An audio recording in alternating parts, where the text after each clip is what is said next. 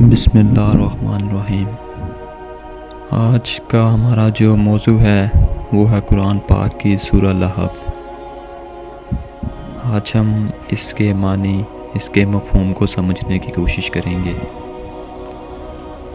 حضور صلی اللہ علیہ وآلہ وسلم نے اپنی بعثت کے بعد تقریباً 3 سال تک دعوت و تبلیغ کا فریضہ زیادہ تر ذاتی سطح پر سر انجام دیا، یعنی کہ اسے ہم دھیمے انداز کی دعوت بھی کہہ سکتے ہیں، جو کہ ذاتی سطح پر تھی۔ لیکن جب قرآن پاک کی سورہ الحجر نازل ہوئی تو اس کے ذریعے آپ صلی اللہ علیہ وآلہ وسلم کو حکم ملا کہ آپ اپنی دعوت کو عام کریں۔ تو آپ صلی اللہ علیہ وآلہ وسلم نے قریش مکہ کو کھلے عام دعوت دینے کا فیصلہ کیا، کیونکہ اللہ کی طرف سے آپ صلی اللہ علیہ وآلہ وسلم کو جو دعوت تبلیغ تھی اسے عام کرنے کا حکم ملا تھا کہ آپ اب اسے کھلے عام کریں۔ تو آپ صلی اللہ علیہ وآلہ وسلم نے قریش مکہ کو کھلے عام دعوت دینے کا فیصلہ کیا۔ اس زمانے میں ایک رواج تھا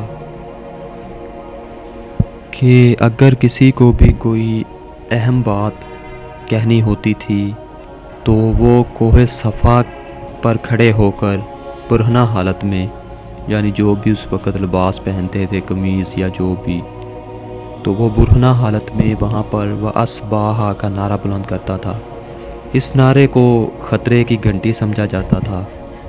تو وہاں کے جو لوگ تھے، تو جو بھی اس نعرے کو سنتا تو وہ دور سے ہی نعرہ بلند کرنے والے کی طرف بھاگ پڑتا، یا جو بھی اسے دور سے دیکھتا تو وہ اس کی طرف بھاگ پڑتا۔ اس وقت میں زیادہ تر اس طرح کا نعرہ تب لگایا جاتا تھا جب کسی مخالف قبیلے کے کسی حملے کے بارے میں اطلاع دینی ہوتی تھی۔ اصباح کا مطلب یہ تھا کہ کل تم لوگ بہت بری صبح کا سامنا کرنے جا رہے ہو۔ اس نعرے کو ہم ہنگامی پریس کانفرنس کا نام بھی دے سکتے ہیں۔ چنانچہ حضور صلی اللہ علیہ وآلہ وسلم نے بھی اسی رواج پر عمل کیا اور کوہ صفا پر کھڑے ہو کر وَأَصْبَاحَ کے اعلان سے لوگوں کو اپنی طرف متوجہ کیا۔ آپ صلی اللہ علیہ وآلہ وسلم بھی لوگوں کو ایک بھیانک صبح کی خبر دینے والے تھے، لیکن یہاں پر وہ صبح عام نہیں تھی، مطلب جو عام طور پر صبح ہوتی ہے، نیا دن چڑھتا ہے، وہ صبح قیامت کی صبح تھی۔ جب قریش کے لوگ جمع ہو گئے تو آپ صلی اللہ علیہ وآلہ وسلم نے انہیں مخاطب کر کے انداز آخرت کے بارے میں ایک مختصر اور مؤثر خطبہ ارشاد فرمایا۔ جو ابو لہب تھا وہ بھی وہاں پر موجود تھا، اور ابو لہب آپ صلی اللہ علیہ وآلہ وسلم کے گھر کھانے کی دعوت میں آپ صلی اللہ علیہ وآلہ وسلم کی یہ باتیں پہلے بھی سن چکا تھا۔ اس نے اس موقع پر انتہائی گستاخانہ انداز میں کہا کہ تیرے ہاتھ ٹوٹ جائیں، نعوذ باللہ، تم نے صرف اس بات کے لیے ہمیں بلایا تھا۔ چنانچہ اس کے اس رویے اور اس جملے کے جواب میں یہ صورت نازل ہوئی اور ابو لہب کو لفظ بلفظ جواب دیا گیا کہ ہاتھ تو دراصل تمہارے ٹوٹے ہیں اور تم اپنی بیوی سمیت دھکتی آگ کے گڑھے میں بھی گر چکے ہو۔ تو اس صورت کی پہلی جو آیت ہے، تبت یدا ابی لہب وتب، ٹوٹ گئے ابو لہب کے دونوں ہاتھ اور وہ تباہ و برباد ہو گیا۔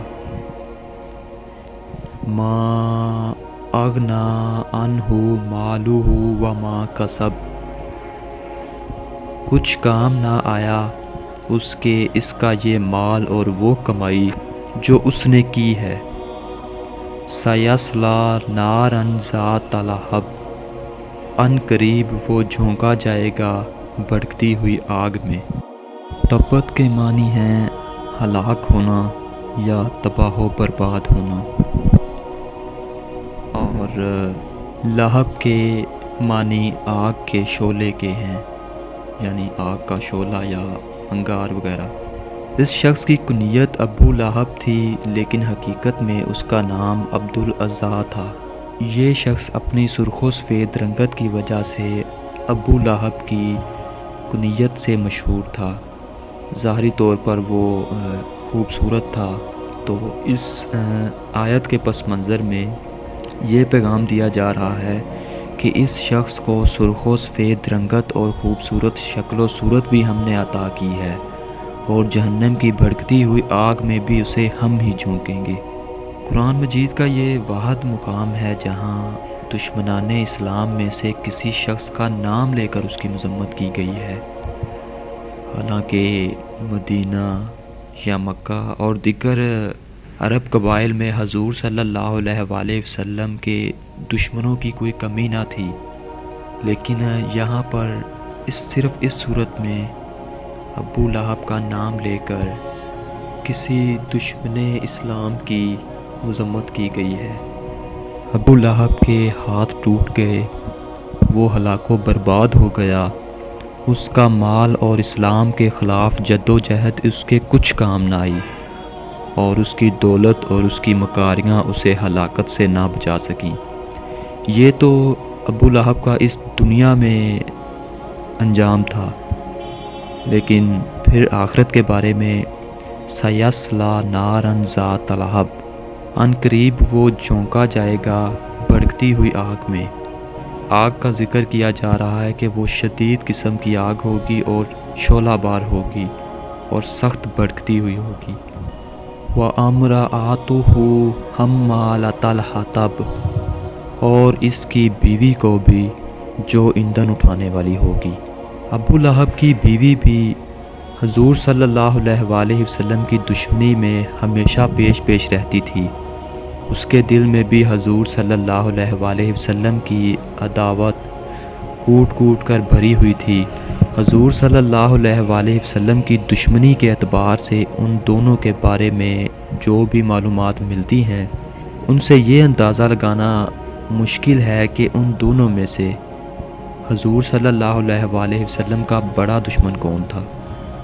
کچھ روایات میں ذکر ملتا ہے کہ ابو لہب کی بیوی جنگل سے لکڑیاں چن کر لایا کرتی تھی، لیکن اس بات میں ذرا بھی سچائی نہیں ملتی، کیونکہ ابو لہب نہ صرف بہت مالدار تھا بلکہ اس زمانے میں معاشرتی لحاظ سے بھی وہ بہت بڑا منصب دار تھا۔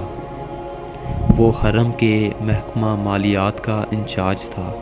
تو یہ دونوں میاں بیوی اپنے معاشرے کی اشرافیہ سے تعلق رکھتے تھے۔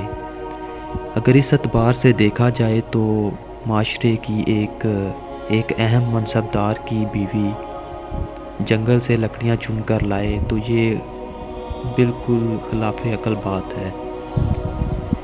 چنانچہ اس آیت کا اصل مفہوم یہ ہے کہ اس عورت کی حرکتیں جہنم کی آگ کا ایندھن اکٹھا کرنے اور اپنے شوہر کی آگ کو مزید بھڑکانے کے مترادف ہیں، یعنی کہ جب یہ عورت اپنے شوہر کے ساتھ جہنم میں جھونکی جائے گی، اس وقت اس کا حال اس مجرم کا سا ہوگا جو اپنے جلانے کا ایندھن خود اٹھائے ہوئے ہو۔ فی جیدہا حبل من مسد، اس کے گلے میں بٹی ہوئی رسی ہوگی، یعنی آج یہ عورت اپنے گلے میں خوبصورت ہار پہنے پھرتی ہے، لیکن کل آخرت میں یہی ہار اس کے گلے میں ایک مضبوط بٹی ہوئی رسی کی صورت اختیار کر لے گا۔